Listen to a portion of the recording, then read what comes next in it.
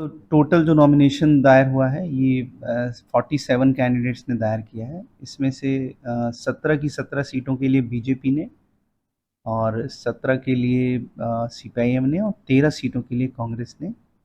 आज इन सभी एप्लीकेशंस की स्क्रूटनी हुई और इन सभी एप्लीकेशंस को वैलिड पाया गया और हम उम्मीद करते हैं कि 22 तारीख को विड्रॉल की डेट है और इसके बाद फाइनल जब कैंडिडेट्स की लिस्ट हो जाएगी तो 8 तारीख को जो चुनाव होंगे बहुत ही शांतिपूर्ण होंगे।